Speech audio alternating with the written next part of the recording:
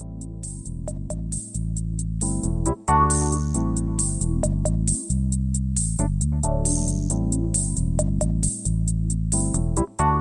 listening to the After the Show movie podcast from ascully.com. Your weekly look at movies, video games, and more, brought to you by your hosts, A Scully and Sid Talk.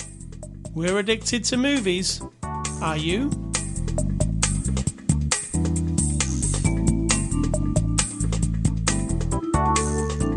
Welcome to After the Show. Hello, Sid Talk. How are you? Excellent.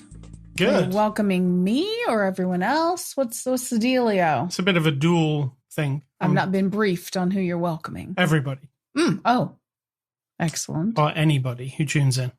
So what is your, what have you been doing? What's your crack? Tunes in is fun. Yeah. We are from the 1900s, everyone. So you're tuning in, you're dialing the phone. Don't touch that dial. You're video recording. Yeah. That's my crack. That's your crack. That's all my crack. What's the before the after the show discussion? This movie. It is. So let's get on to the podcast. So it's Saturday, March the 4th. This is episode 777 Woo! of After the Show, the movie podcast that is your favorite and ours. Is that presumptuous? Yes. Is that the right word? Are you trying to brainwash everyone? Yes. So, yeah. I don't like it. It's a little culty. Your favorite movie podcast After the Show, episode 777. We look at a movie every week, and this week we're looking at the movie Whitney Houston, I Want to Dance with Somebody. It releases in 2022, or it released in 2022. It's out now on Blu-ray, rated PG-13, from our friends at Sony, who sent us a copy for review. Sid Talk, give us a synopsis of Whitney Houston, I Want to Dance with Somebody. You think that anyone in the entire planet needs to give you a synopsis, unless there's something like, unless they decided to send Whitney to space in another galaxy 500 years in the future when she's been frozen and woken up, then I think everyone knows. Is that like a Barbarella / Whitney Houston? Yes, I'm saying, like, that's not this. This is just a fictionalized, mixed with reality-ish version of different elements of her real life. I'll give you the one off the box. Are you ready? Yeah, I'm sure it's not that. A joyous, emotional, heartbreaking celebration of the life and music of Whitney Houston, one of the greatest female R&B pop vocalists of all time. It tracks her journey from obscurity to musical superstardom.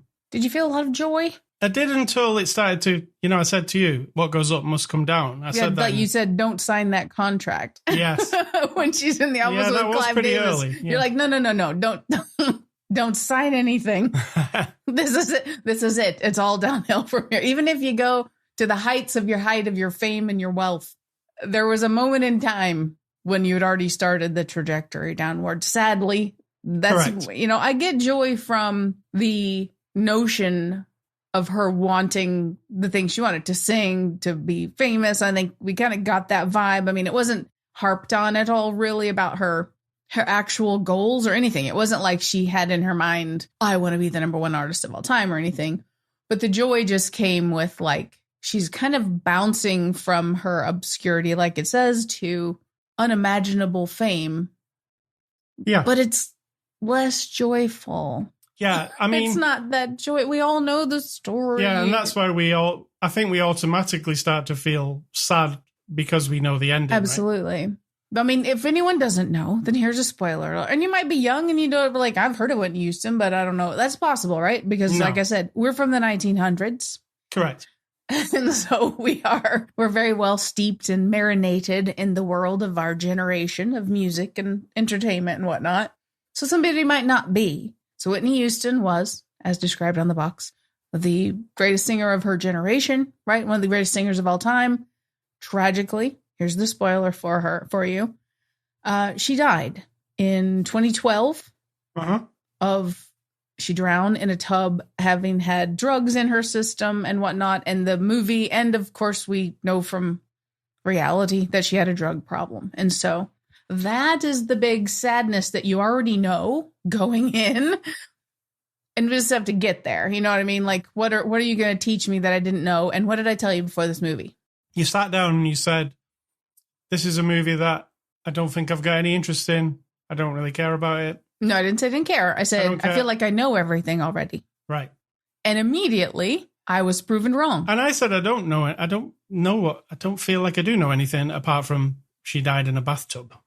Right, which is and she had some hit records. Yeah, which is a sad thing for your life to be that legacy. But I mean, it is what it is. It boils down to what happened at the end always, doesn't it? Yeah. It seems to. There were revelations in this that I had to go and check with History versus Hollywood because I don't trust movies with their lies and their barefaced lies.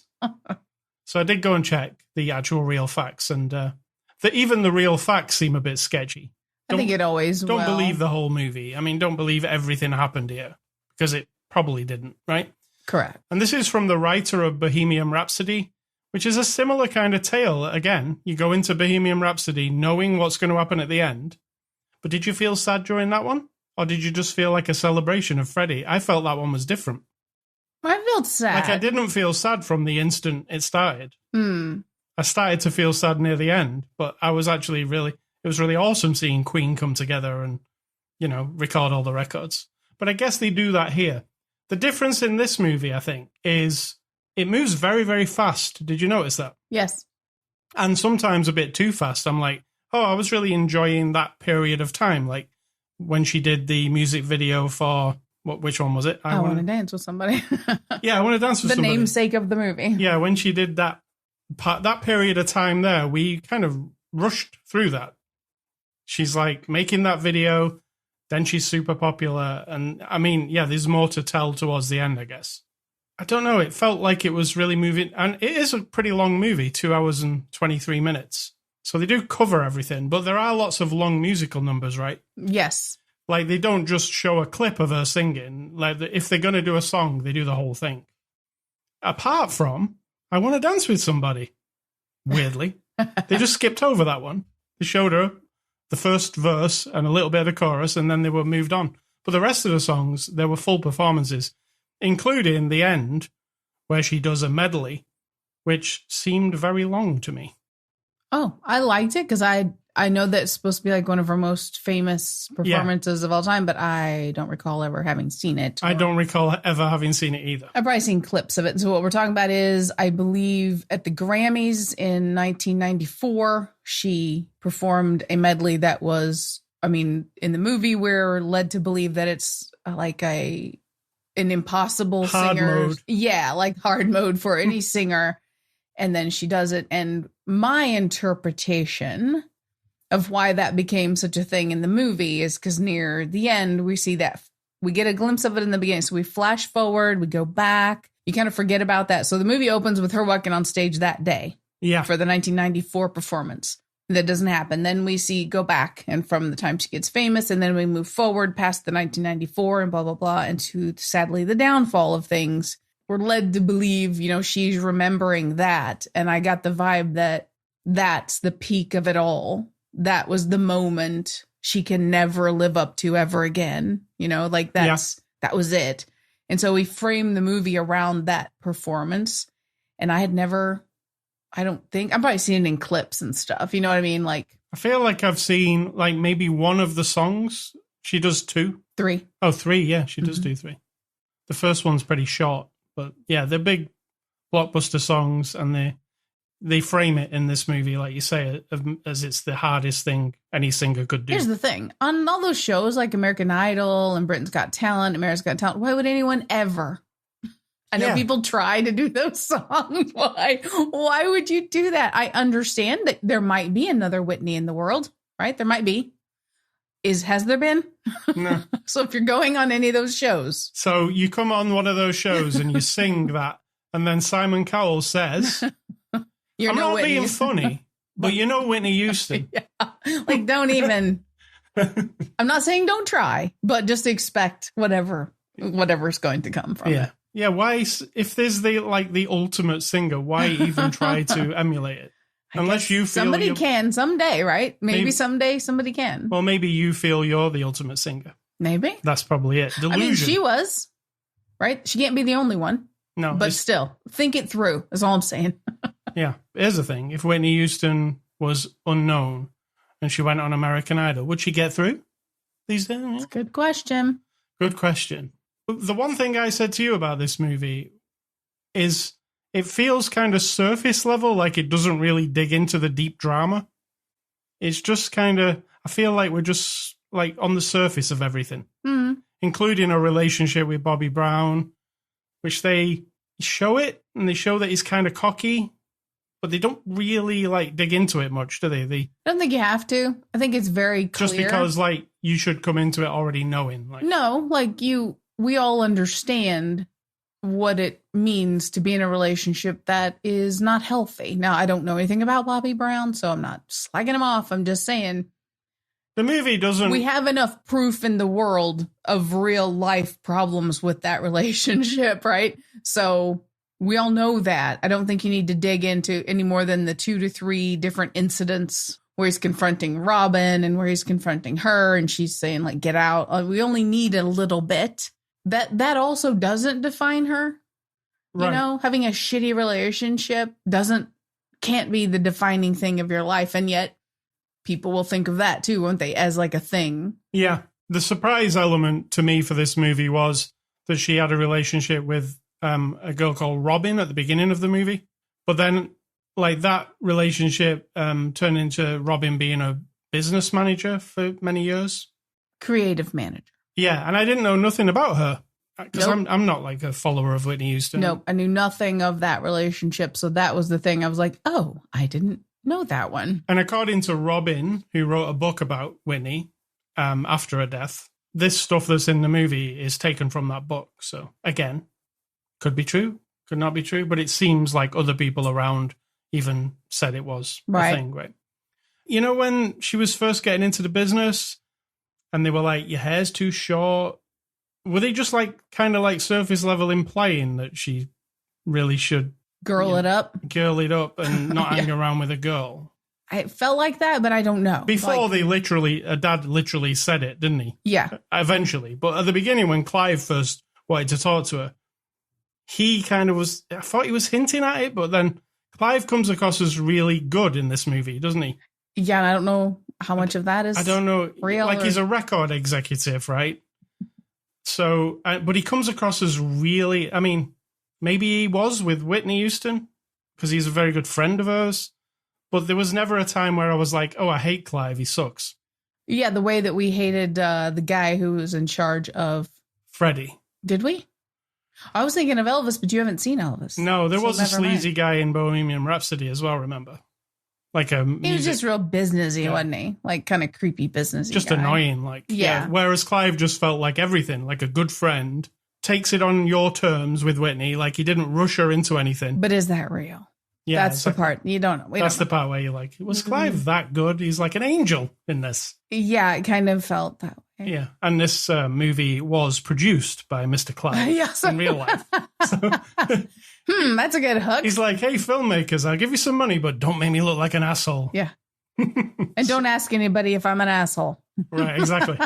Don't ask any other bands. We're not slagging off Mr. Clive either. I don't know how to be nice about things that you're like. I just find it hard to believe a record executive is so like, I want to go and spend time in his office also. I just want to hang out with him. He seems like a really good guy. Yeah. Everything else you're led to believe about record executives is kind of the opposite to that. That they cutthroat and, do anything to get their artist. I enjoyed the ride.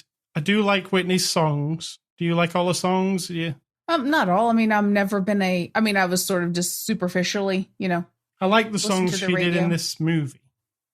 I mean, they chose the big ones, right? Yes. There was no deep cuts where I was like, I don't know that song.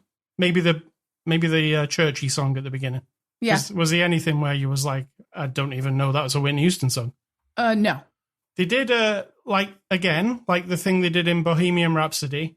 They did the recreation of, in this case, the Super Bowl with a giant stadium, which clearly was, to me, a green screen. What did you think of that? Oh, no, it was all right. I mean, it was, like Bohemian Rhapsody ends with that big Live Aid performance that everybody knows. Yeah. That Super Bowl performance, I feel like everybody knows that too, because I do remember the wearing a tracksuit. Yeah, you remember that. I didn't remember. And I didn't even watch the Super Bowl. I probably just, like you said to me the other day, I was watching Rihanna's Super Bowl performance.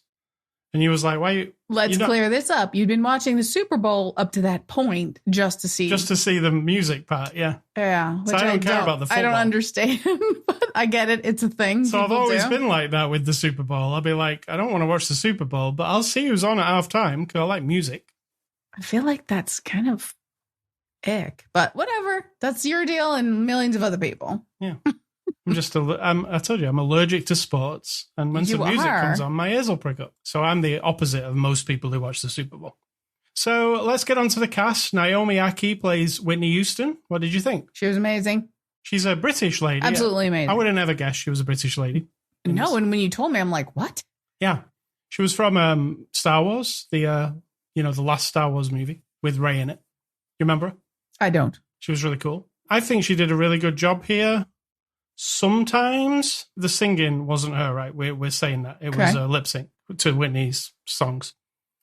But sometimes I felt she slightly overacted some of the emotional scenes.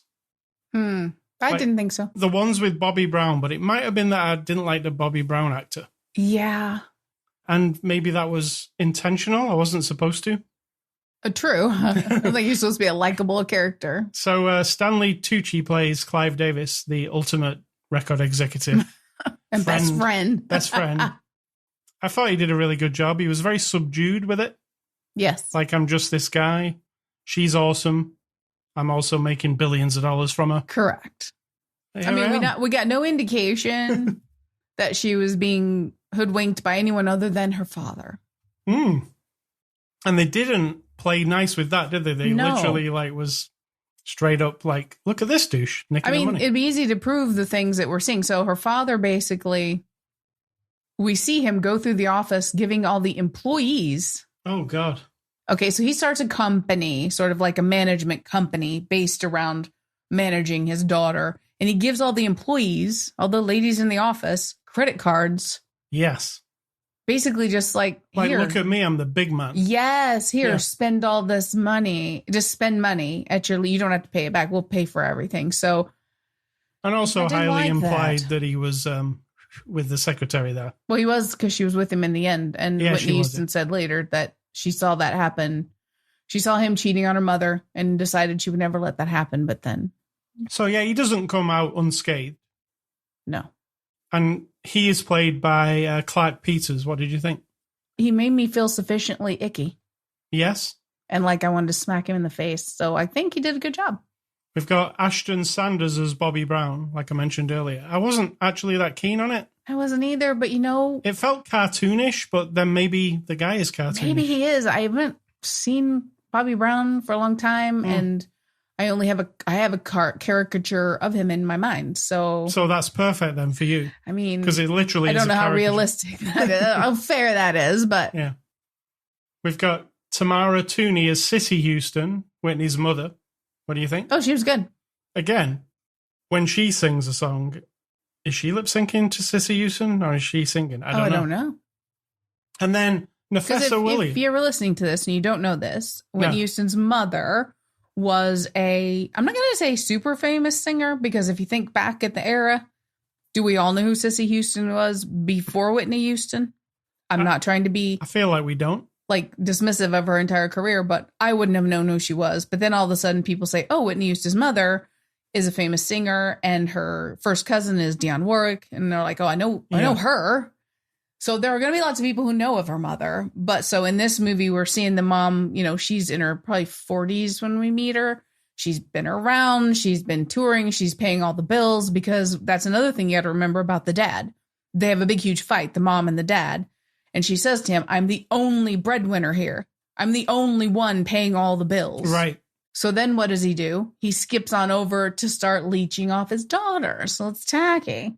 Yeah. But no, she was really good. I felt like all I could think was like, who are these parents? And it's very realistic, isn't it? Parents who groom their children to be. And then expect something. Yes. And like, that's their accomplishment in life, is to have raised or given birth to Whitney Houston. Like, it's vulgar, I think, but hey. And finally, Nafessa Williams plays Robin Crawford. But she was good. Yeah, very good. Very good. I wanted to see more of her, how she kind of coped, because in the beginning she falls in love with Whitney Houston, and then it's understood that Whitney's going to go and do what they're telling her, which is not be a lesbian, basically. And Robin seems to, I don't know, but in the movie it's depicted like, she just moves on, has her own relationships, and so. Well, in real life, Robin's married with 2 children to a lady now. So, Directed by Cassie Lemons, who directed episodes of Luke Cage. Luke Cage was good. So what do you think of this directing? It's pretty like what you'd functional. expect. Yeah, it's functional. It's straight up, but it's also in reverence of. So in reverence of this woman who's playing an iconic person. So of the actress who now is portraying Whitney Houston, we get a lot of close-ups and a lot of circling around, which normally I hate. But in this instance, for some reason, I was okay with it.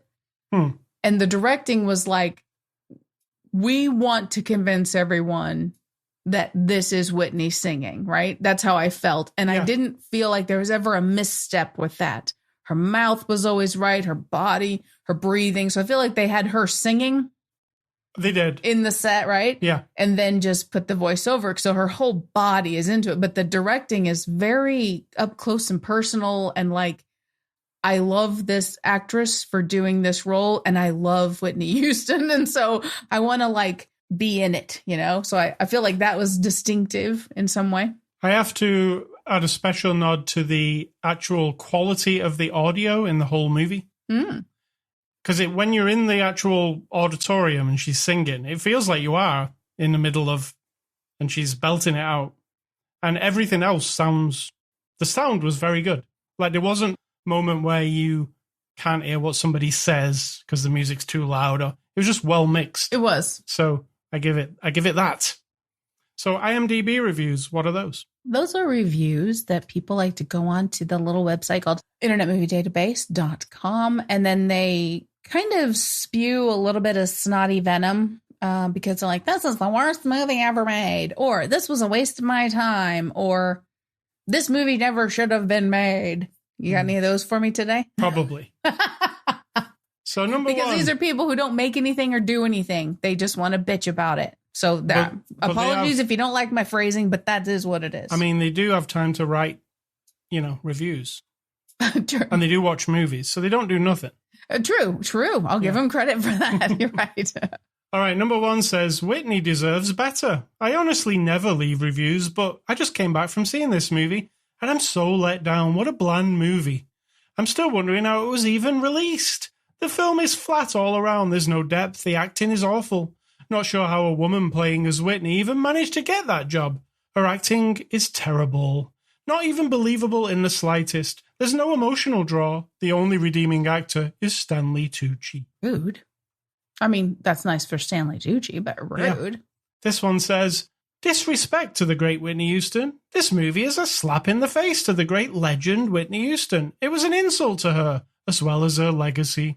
The film was so low budget, and the actors and actresses were all low budget. Only in America can white people tarnish the image of black icons and be rewarded. What's a bit political? Little political. I mean, I don't know from that point of view, but I feel like it was actually better. She's represented nicer than like media has, yes. Like newspapers and radio and interviews and all that. I feel like it was more like, look, there's some reality here. This lady had troubles, right? And also we love her. And so you have to do it all. I feel like that's kind of what I got. And number 3 says, Whitney who? Couldn't they have found an actress that looks less like Whitney Houston? Does the casting director even know who Whitney looks like? Did she even look at a photograph? Whitney was stunningly beautiful, but I'm sorry, this actress is not. Dang. See? Rude. These are just the rude section of the reviews today. That's your IMDb reviews. There are some extras on the disc, making ofs. There's about 20 minutes in total. And let's give this movie a score. Going to give Whitney Houston, I Want to Dance with Somebody, a 6 out of 10. 6? That seems low. I feel that's fair. I know, but okay. Well, I would give it an 8 because I think it's really well done. And maybe that's because my expectations were like, I'm not interested. And then I was like, oh, I'm interested. Right. So my expectations got wiped away and my attitude was adjusted. And so I feel like it was really well made. I get it. I understand that we want to like hand this woman some sympathy. Right. And some compassion, maybe not sympathy, but compassion. Even now it's too late, but like, look at this life. Look what we got from her. Like we've all benefited. Yes. And then she's done. And so I feel like that's a good way to do that movie. But it's definitely a celebration of her music. There's a lot. Yes. Yeah. You get to listen to a lot of Whitney Houston. Absolutely. So make sure you like Whitney Houston music. Oh, no, not necessarily. Because I'm not like a massive fan, but I still enjoyed listening to her. Yeah, and you're not a massive fan of Elvis, but I feel like you will like Elvis. Right. Yeah. Just saying. Thank you. Sure. All right, so next week we're taking a look at the new movie by M. Night Shyamalama Ding Dong, and it's Knock at the Cabin. Shyamalama Ding Dong. Has he approved this name that you've given him? I do not know. But Knock at the Cabin, starring Dave Bautista. We'll look at that next week. Movie recommendations. Hold on, let's go back to that. Knock at the Cabin. Yes. Okay, let's figure out the twist now before we ever get there. The cab is the twist. Are you ready? Okay, I'm ready. The cabin Spoiler. door. The door of the cabin does not have a knocker, just a bell. I mean, that's not great. I mean, it's up to like his last movie. Like it's as good as that. Don't be snotty. You have no idea. His last movie was pretty bad. You've got to admit. I don't remember what. Old. It was. Oh well, it was fine. No. Anyway, Knock at the Cabin. I think the twist is there is no cabin. The end. Oh. All right. Hey. Movie recommendations. I am going on the theme of Whitney Houston, I Want to Dance with Somebody, and I'm going to give you Bohemian Rhapsody, which I really enjoyed. My favorite biopic, The Doors, starring Val Kilmer. That is your favorite? Oliver Stone, Val Kilmer, amazing movie. The Doors. Thank you, everyone. I thank you.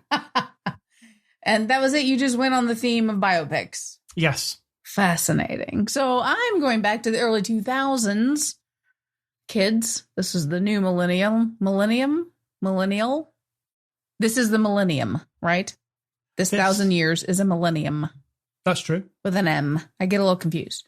So I'm going back to the early 2000s, and I'm only doing science fiction for all of 2023. And I don't just pick 2. I mean, that's a bit on the lazy side. I'm going for 1, 2, 3, 4, 5. So I've got The Astronaut Farmer from 2006. The Prestige. Tell me what The Astronaut Farmer is. Is it Billy Bob Thornton? Yes. Yeah, wants to build. I like that. Acquires all of the things to build his own. Quite good. The Prestige, which you and I both enjoyed. Amazing. Torchwood, which was a TV show, but really good science fiction because it's born from Doctor Who and Captain Jack and all that. And it was really good. I really love it. I would have some more of it. You mean... And that's unusual. Did you just say it's born from... So Born is in it? No, born from Doctor Who. Not and you Jason also said Bourne. Captain Jack. So Johnny Depp is in it? No, that's Jack Sparrow. Oh, okay. I'm confused. Do you need another cup of tea? Probably. 28 weeks later, which was, of course, the follow-up to 28 days later, which was more than 28 days before that. Yeah. And 2007... Diary of the Dead, which wasn't good, but I still watch all the zombie movies. So there you go. Diary of the Dead. I was going through a phase one year when I go through the end of the year trying to watch many horror movies. And I'm like, okay, everything's zombie that I can find on Netflix because I only sign up for Netflix when it's time for me to watch zombie movies. Netflix, I hope you're not listening, but that's just the way it is. I don't do it anymore because it's too expensive. But that year I picked all the dead I watched the Diary of the Dead with you. Did you? Yeah, it was the bloody found footage, but it was like POV and it would give you a headache. It was crap. Yeah. I mean, I will still watch it and I enjoy it because it's in the world of zombiness. But so there you go. My recommendations are so much more exciting. But not as good. So, A Scully stuff. I've been playing more AKA, but I talked about that last week. But this week, one of my favorite TV shows restarted up, The Mandalorian. And we had an episode. It wasn't long enough, 30 minutes. What the hell are you doing, Disney? Make them longer. What did you think of the beginning of The Mandalorian 3? It's fine. It's good. I really love it. I know you do. It's got some... It's Star Wars on telly. I said to you, oh, look, the Star Wars is back on. The Star Wars. So, yeah, I'm sure The Mandalorian... What's he called? Jin... What's his second name? It's called Jin something, isn't he? Who are you talking about? Mando. Mando's name. Mando's character, okay. Yeah, Jin... I don't know. Jin Jiran or something. That sounds like a pop I'm not group that from kind the of 80s. fan, so I don't know. I don't even know Bono's real name, and you're going to tell me, but I don't know. And U2's my favorite band, but Paul Hewson. Okay, so I don't know. I don't know the Edge's name. Larry something, but I don't know. Larry's Edge. The other guy. Larry Edgeman. Larry's the other. And they're my favorite band, and I don't know that, so I'm not that kind of fan. Anyway, Jin Jiran, or whatever his name is, and Grogu the Great. Grogu the Small. The Small. Yeah, they go on a cool adventure this week. I just feel like every week on The Mandalorian, what's cool about it is you feel like they go to sometimes they just go to a planet for 5 minutes, but they design a whole planet and they land on the planet and then they walk on the planet and then they do a thing on the planet. And then we never see that place again. That's it. So yeah, it feels very Star Warsy. So I'm excited to see. Also, what else is awesome at the moment? The Last of Us TV show. They're just absolutely killing it with that show. You know what I'm saying? Yes. This week, that DLC episode where it's in the mall. Fantastic. You call it the DLC episode, but that's really obnoxious for those of us who care less about the game and more about the TV show. DLC is not a television thing. It isn't. In fact, when I was listening to the Last of Us podcast this week, there's an official podcast on HBO, the creator of the Last of Us game. Clearly on this podcast, he's talking to people who have not played the games. He has to kind of address them too. And he was saying, oh yeah, so this was our DLC episode. And then he went, oh, okay. Because somebody must have told him off camera. He's like, okay, a DLC episodes is like a spin-off episode where you're watching your favorite sitcom or ER or something, and then they go back to another time and tell a story that might be relevant in the future for you. So he was trying to... Yeah, but that's not true either. TV shows don't do that. All you do, that's not... I know he's trying. He called it a bottle episode. I've never heard that term, but apparently that's the thing. I'm not in that world. No. All I know is it's more of the story. I don't give a shit where it came from. Great story. It's a foundation for this character. Foundational character building, right? Arc building for our character. Arc building as in her character, Ellie, goes from being a young girl with Joel and the traveling across and dealing with mushroom zombies and whatnot. And this is telling us who she is, which is very important when you're telling a story and you want everyone to sympathize, empathize, or have compassion for or identify with the character. That's all it is. Bella Ramsey, who plays Ellie, who was also in Game of Thrones, she is awesome. She is good, yes. Yeah. When they cast her at the beginning, I was like, oh, I don't know, because I'm so used to Ellie in the video game. It's probably going to freak me out if it's somebody else. But no, she's really good. She's really, I can see that she's, well, she has. She said, they told her not to play the video game, when she got the job. They said, don't play it because we don't want that. So she played it anyway, she said. Yeah, because, well, I don't think that's a fair thing because she needs to understand who this person is. So if the director had sat down and said, here, I've written a bio of your character, none of this is in the show, but this is for you to understand why. I mean, that's a thing, a technique. Not every production does it, but I mean, that's a technique of writers and directors and all that. And people who play, sometimes a person playing a character has to make up their own backstory. Yes. Right? So maybe Jason Bourne, when What's-His-Face read the paper, didn't have anything, and he just built the whole thing in his head of where he came from. I don't know. I'm making this part up. I'm just saying. It gives you the motivation in different scenes. Yeah. If I were to watch the game, even if they're going to change elements, I think the foundation of who she is there in the game. And that's why it makes a good TV show. It is. It's the best adaptation of a video game I've seen to date, and I've seen a lot of them. There are some very bad ones. There are some medium ones, but this one, whew, it's up there. So what's for dinner, Sid Talk? We're going to have Larry David pasta. Can you explain what that is? It's pasta made by Larry David from Curb Your Enthusiasm. It is not. He has his own brand. It is not. What is it? Well, it's pasta with, I don't know who it's made by. It's got a guy on the front of the packet who looks just like Larry David. He does, and you've always called it Larry David pasta. I bet we're not the only ones who call it Larry David pasta. I don't know. But that's what we're having. Larry David pasta with pesto and I don't know what else. We have vegetables of some sort. When you're next in the pasta aisle, just have a close look at the packets and see if you can spot Larry David. It's not in the pasta aisle. It is in a refrigerator. It's the fancy kind, I guess. It's the refrigerated stuff. But it was on sale, so that's why I got it. I think that brand does make other things, though, like canned sauces and stuff. Yeah, right? The pesto that I bought. The basil pesto stuff. Larry David, look out for it. Sid Talk, what's your advice? Let's get out of here. Well, it isn't really advice. And one of my lovely nieces told me recently that she likes my non-advice advice. So I'm sticking with that theme. Because who am I? I can't tell you anything, right? I wasn't raised by parents who insisted that I follow in their footsteps or do what they say. This is separate from the upcoming non-advice, by the way. My parents were more like, don't do what we do. Don't act the way we act. Don't make choices the way we make choices. You just do your own thing kind of deal, right? So when I think about giving advice, mine's more like, this is how I've lived and this is what I see. And so I'm telling you now that, and you just go on and do your own thing.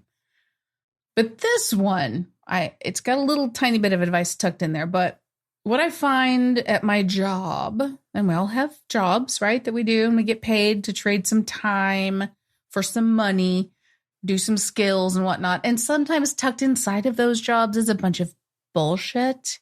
Whenever a new administration, I work for a governmental agency. So whenever a new administration or a new director or a new CIO or CAEO or I don't know what they are, upper management, executive management people, when they all change hands, which they do, they come and go like the Hulk, right? They fly into town or jump into town. They try to save the day on this one element. And what they don't realize is they sort of like break a bunch of shit behind them and then they leave. And then, so that's how I look at these people. So they come in to change everything because they know better, right? They've got the stats. They've got the data. They've done the surveys. They know how to change everything. And when you say, oh, but that thing you want to change, it won't work for us. They go, oh, and they pat you on your little head. I mean, not really, because that would be really, we'd have to go to HR about that. Yeah, HR for sure. They pat you on your little head with the tone of their voice and the tilt of their stupid heads. And they say, oh, Sid Talk, maybe you need to work on being a little more adaptable. Maybe we could send you to some videos of training on how to be more adaptable. Okay, we'll just go ahead and send you that link. And then we want you to be more adaptable. Okay, so the question immediately needs to be, what is it that you want me to adapt to again? And why? And who is it benefiting? And how long are you going to stick around to reap the benefits of me adapting to the thing you've decided that I need to do? Which, by the way, isn't going to work in this instance. I'm all about change. Don't get me wrong. I love change. We've lived in this house since 2005. I would have rearranged the freaking furniture every year. But you are not a fan of change, right? If you didn't know this, Ace Coley and I are married and we live together. Maybe that's obvious. I don't know. I would change everything all the time. I was also raised in a house where my mother moved the furniture around. One week you'd come home from school and the couch would be on a different wall and there'd be chairs all over and the door in front of the window, whatever. Or I mean, a table in front of the window. A table that wasn't in front of the window with a big display of pictures. And then 2 weeks later, she wouldn't like it. So she'd move that around or she'd put new wallpaper up or she'd change things. I feel like I have this DNA in me, right? I love change. I love change for beneficial purposes. I love change for growth. I love change for experience. I love change because it feels interesting and dynamic and like you're alive. I get it. I love change. We adapt, and I'm using that word for what it really is. We adapt to lots of changes in our job. You do too, I'm sure. So to have someone tell you in any instance, so think of this in any area, not just your job, but if it's a partner or someone somewhere saying with that little condescending bullshit attitude, well, don't resist, please. We just want you to adapt. Being adaptable is good for you. It's good for us. It's good for everyone. So join the cult of adaptation, right? Ugh. It just makes me want to throw up. So always ask the question. First of all, you never want to put yourself at threat of losing a job or losing anything just for pushing back against someone who might have some power over you. I get that. That's a definite thing, right? I just don't have it in me to care anymore. But just figure it out. Why do they want me to change this thing? And how can I make it clear this thing isn't better? And then if you're willing to accept that it isn't better, but you need to adapt, as they say, anyway, okay. But don't just okay, whatever, I'll just be more adaptable. Because then what's the point of your existence, right? I don't like people telling me to be adaptable. Is this clear? So in the future, for anyone out there in the whole entire world who meets me or knows me or has access to give me any information, do not say you need to adapt to this, that, or the other, because I won't. So that's it. If there's advice in there, you're going to have to pick it apart and dig it out for yourself. Well said. Thank you. ascully.com is the place you can go to get this podcast. We're on Twitter, Facebook, and Instagram. I'm A Scully. She's Sid Talk. I'm also on anchor.fm/after the show, iTunes, Amazon Music, Spotify, anywhere where podcasts are available. We're also on YouTube. You can go to ascully at ascully.com on the electronic mail if you want to send me a email, which is an electronic letter. Don't send Sid Talk an electronic letter. She doesn't want one. She doesn't want a real letter or an electronic letter. And you can also stay classy, Mrs. Whitney Houston. Aw. And you can... We appreciate who you are. We do. Thank you. And I'm going to say think for yourself, or someone is probably doing it for you.